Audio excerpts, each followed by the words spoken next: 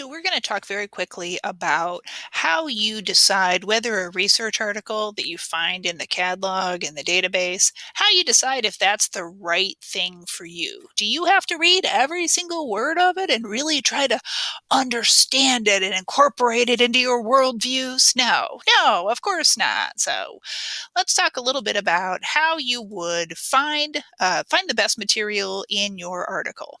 All right, so this is my article. My research paper is on how do I know if I want to bring a bunch of bike desks into the academic library. So I found this. Oh, hey, look at that title. Sounds like it's just what I'm looking for. So that's definitely a good sign. So you scroll on down here, and this is the first thing you read. This is the abstract. So the abstract is just gives you a sentence or two about this is what we're going to do. And then it tells you this is what we did. And then the last sentence is and this is what we found. Cool. All right. I like it. So I'm looking at my abstract. Sure. It's right on board. Now, this is handy if your article gives these keywords. The people who wrote the article, they come up with those keywords. And so if I'm searching for more, that might give me some good direction to go in. All right. So the first thing you read after the abstract is the introduction. Now, sometimes you've got an article that's 50, 60 pages long, really, and that's fine, but you don't have to read all 50 or 60 pages if you're just trying to see if this is the right article for you. You might want to read the introduction. I would generally read the introduction. If it's really, really long, just read the beginning of it, read the first page of it. But for this article, the introduction is just right here. And then it says, these are the research questions that we are going to ask. Okay, I like it.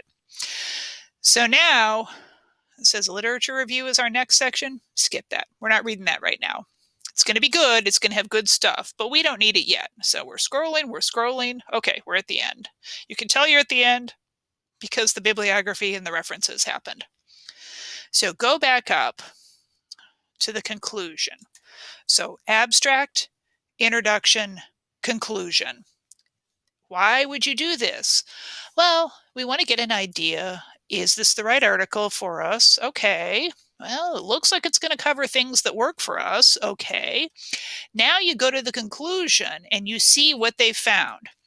Because if what they found is, everything was terrible, you know what, halfway through, we decided not to even look at bike desks and we started looking at tropical fish. Here's all our material about tropical fish. You're going to like this a lot more. I don't want tropical fish. I wanted bike desks. So, the fact that somebody did a study and it didn't work, that is useful. But, you don't know that until you get to the conclusion. So read that. All right, conclusion. I read that. Interesting. Okay. Now I know I'm going to be interested in this article. Now I know it's something that's definitely, I want this. I've already gone back to the catalog and I've emailed it to myself because I'm definitely keeping it. So we're scrolling back up here.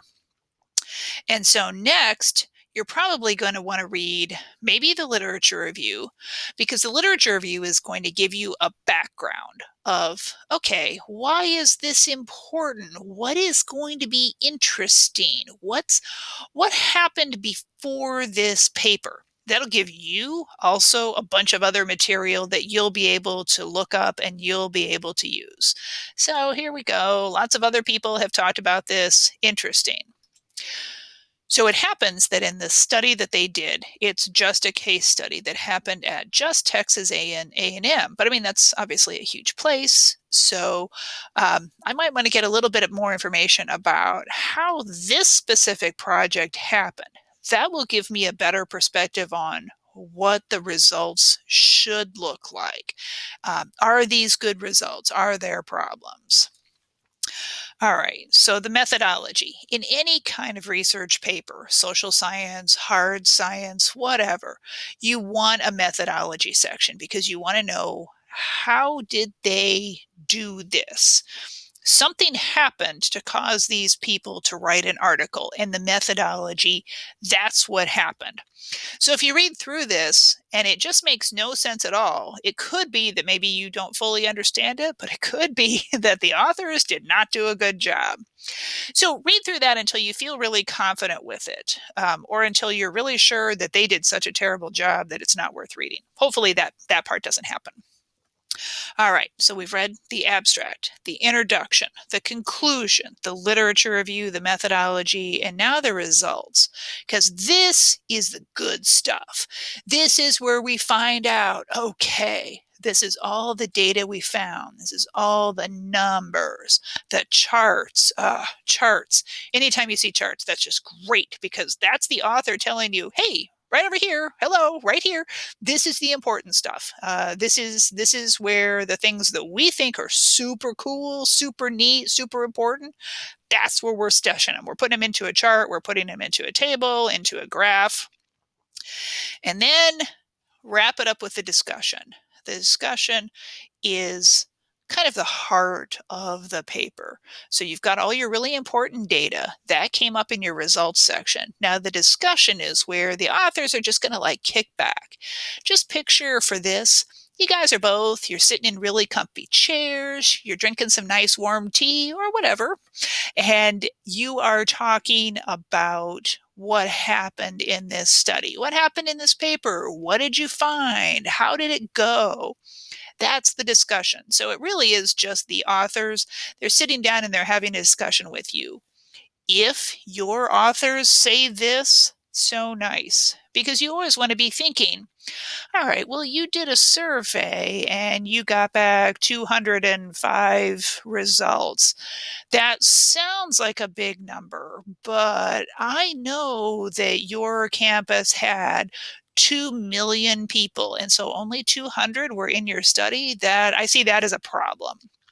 So that may be a problem that they point out. It just really helps you a lot if they will point out problems that they know that they see. All right, and then you go down to the end.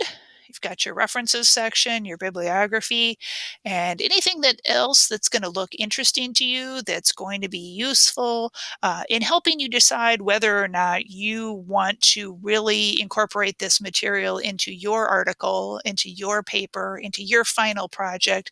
That's where it's going to be. All right.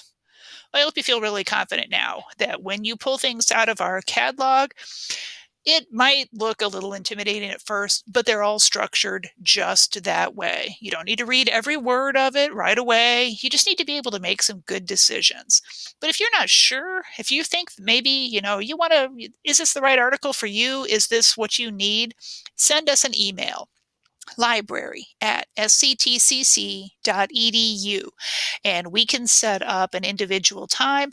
I can Zoom with you.